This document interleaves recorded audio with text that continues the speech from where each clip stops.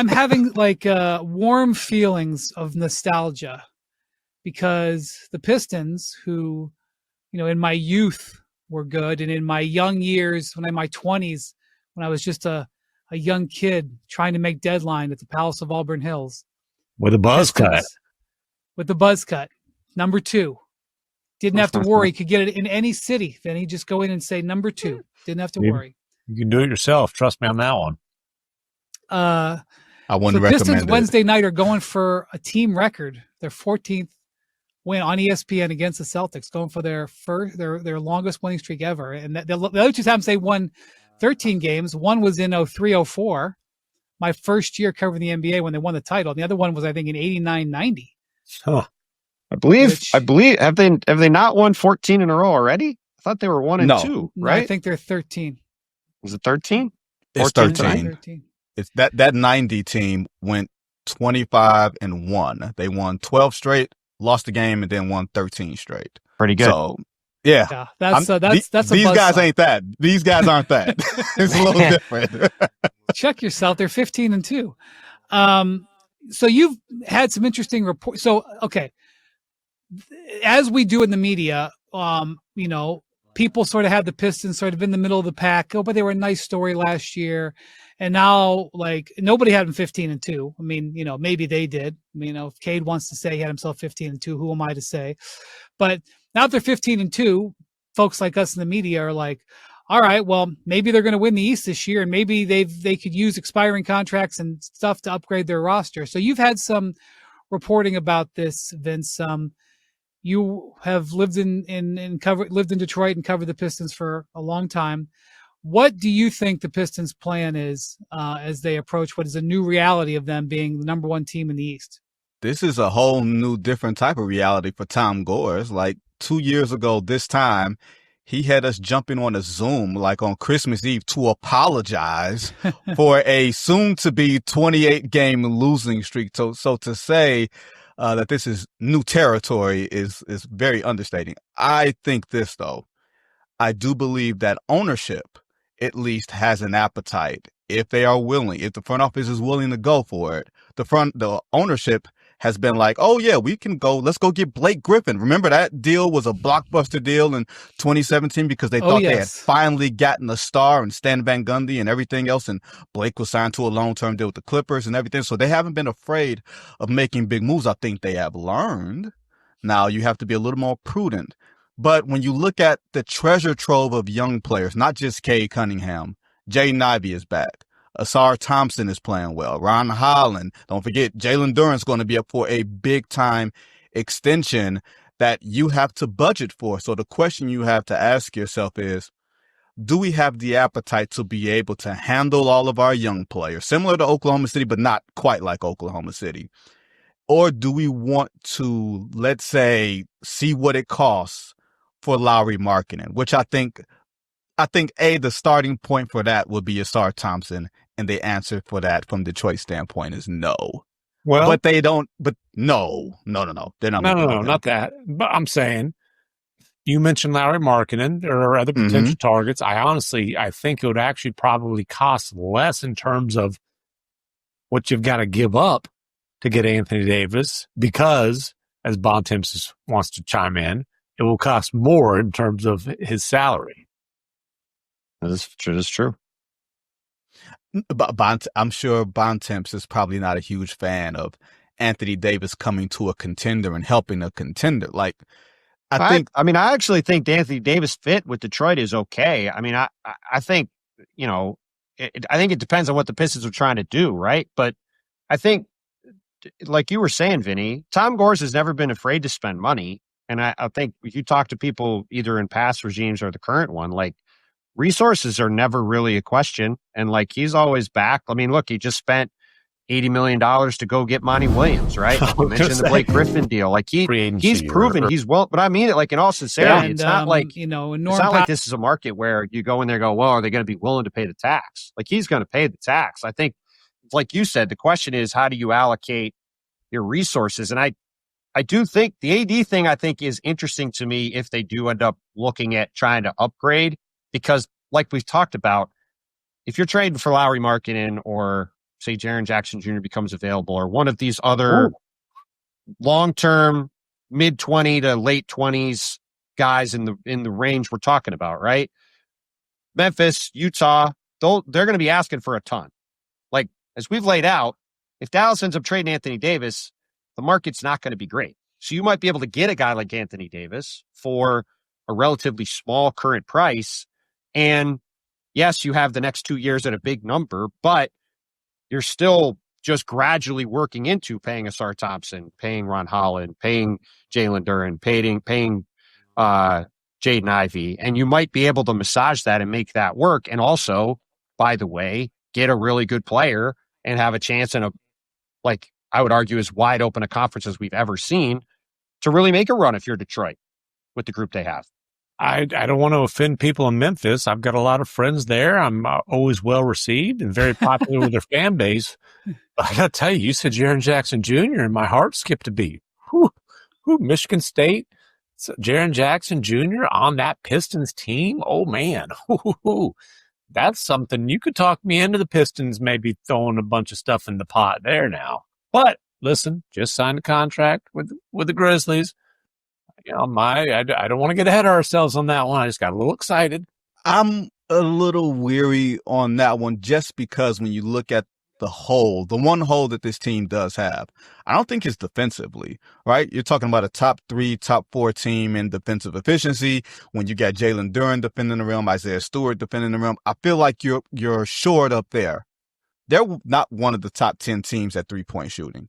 Like when they've gotten in trouble this year, and they haven't gotten in a lot of trouble, when they've gotten in trouble this year in short stretches, it's because they don't have enough space to make shots, or they don't have enough space for Cade Cunningham to move. Now, granted, some of that could be the injuries. Tobias Harris has missed time. Jaden Ivey just got back on the floor. So I think you have to be very careful about not seeing it through before adding and making the big splash. Like part of people there want to see all of this marinate before going all in, because once you go all in, the clock starts ticking on JB Bickerstaff. The clock starts ticking on Trajan Langdon. You can afford to let your young players, and Tim talks about this all the time about, it sounds like pocket watching, but the Pistons are in a very advantageous position financially right now. Even if you have to play your young players, you're still paying them on rookie scale extension prices. I think if the Pistons do anything, I think unless you're getting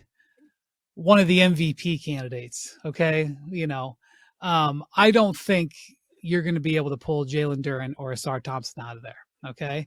And so you got to plan on paying them. So Jalen Duren will be a restricted free agent next summer. He and the Pistons had discussions this last fall. The word going around the NBA is that Duren wanted something per year that started with a 3. The Pistons weren't willing to go that high. And in fact, none of the guys who got extensions this fall, Bontemps, who got the most money, it was Keegan Murray was like 27, 28. Right. And I would say universally around the league, that was seen as an ask that didn't really make a lot of sense. Well, if I'm advising Jalen Duren, I would say stick with that price, buddy. Okay. The price ain't coming down based on what he's done. Well, he's come out and played great, which is a great problem for the Pistons to have. Okay, so we'll see. Well, he has to finish it off and all this stuff, but, that's not going to be cheap. Cade Cunningham hit Supermax or hit the Rose provision, whatever you want to call it. His contract is now starting next year is over $50 million going forward a year. Congratulations to him. He has earned it. And then you got Asar Thompson, who has 1 year left after this year, and then you're going to have to pay him. Now, I don't know what that price will be, but it's not going to be $11 million a year, which is what he's at. So when you're like, now look, if you're the Pistons and you think you can win the championship this year, or you could have a shot at it this year, Bontemps, what's the Daryl Morey sort of 5% rule? Yeah. If they think they're 5%, how would he know? Well, I like the concept, even if it's, I'm just joking. It was just out there. I'm sorry. Anyway, I'm just saying this, the 95 that bit him a lot. Yeah. Well, the 95 is 95. While everyone's trying to put a player on the Pistons roster, keep in mind, whether that guy makes $50 million or in the case of Anthony Davis makes $60 million in a year or two. just keep in mind the Pistons got to make sure they take care of the guys that they've put them together to do this. Now, I don't think he's never claimed this, but the Masai Ujiri rule that I know that I've talked to Masai about, the lesson that he learned as he tried to build contenders is if you're going to win it, you got to absolutely do everything you can to maximize the talent. So, the Masai Ujiri rule is you go get that player. Then you got the Sam Presti rule, which is I don't need to necessarily get that player. Just because you say that I need another player, I think my team might be good enough. And Sam Presti didn't go out and do that, although they went on got Isaiah Hartenstein. I was going to say, they went and got Alex Caruso and Isaiah Hartenstein, and then they won. They didn't get a superstar, but they got guys that fit the exact holes that they what had you're on talking the about is and this is what I'm saying. You're talking, not you specifically, but you're talking about Anthony Davis, Lauri Markkanen, and those are all-star level players. Well, and Vinny, you're our resident Detroit guy. I am looking at the Pistons. The thing that trust me, Vinny's always going to be our resident Detroit guy. He will say that.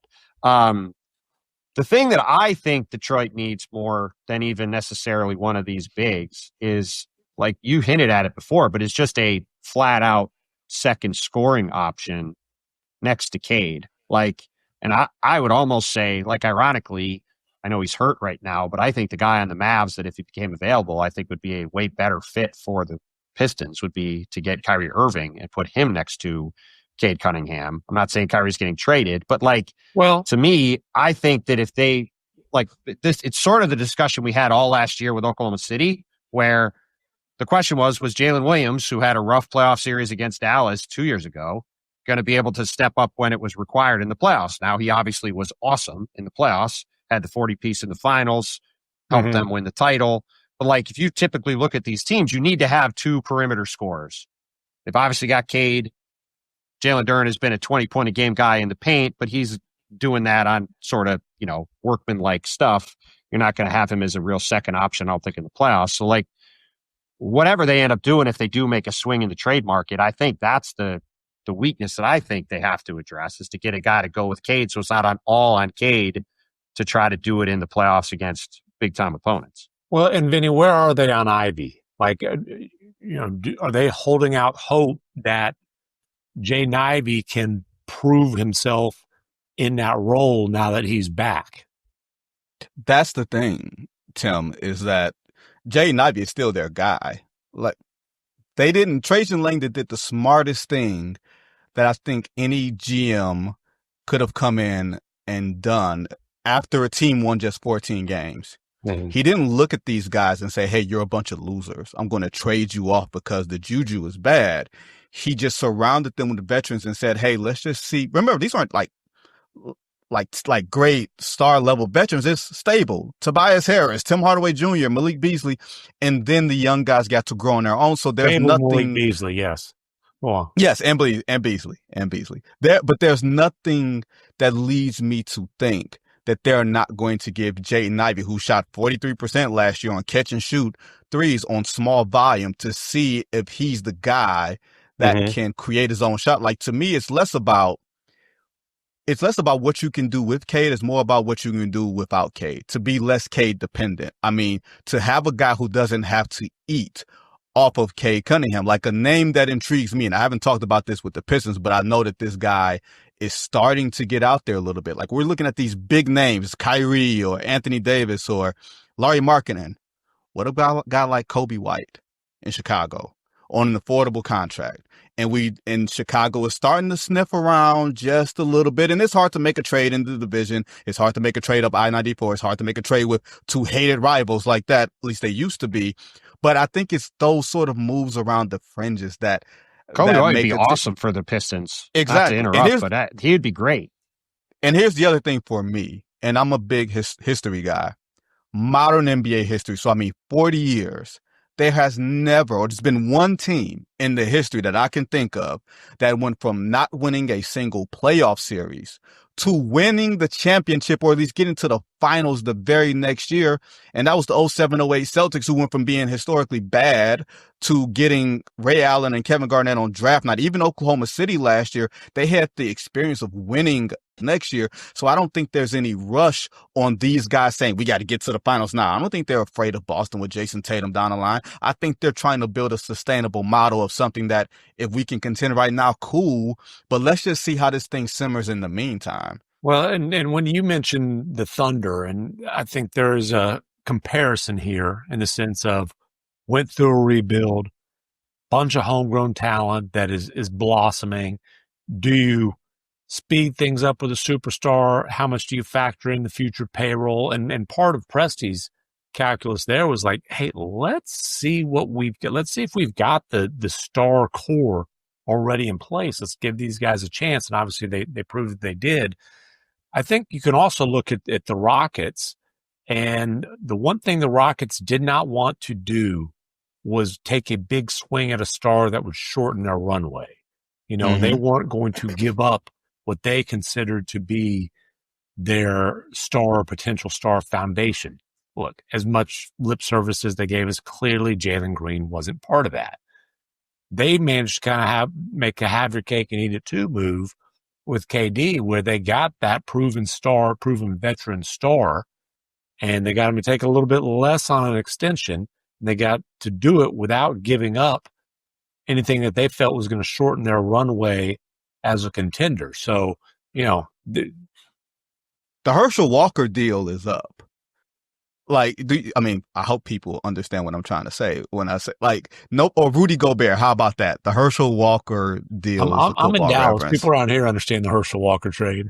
I got it. I got you. Like people under 40 do not, though. So I do think you should explain it. That's why I said Rudy Gobert. Like the days of giving, or Mikal Bridges, right? The days of giving all your players and all your picks for one guy in today's salary cap climate, second apron, climate, you got to be able to maintain your picks, and you got to be able to hit on your picks, especially if you're not like the Lakers or not even the Knicks.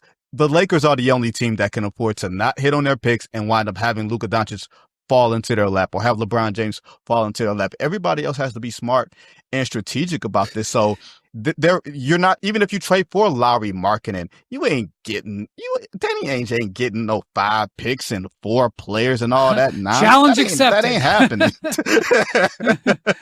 No, I would agree with you. No, we're at the era where the pace is faster and the injuries are up. Everybody needs depth right now. The teams that are doing really well are teams that have depth. All right, Vince, thank you so much for coming and joining us on Friendsgiving.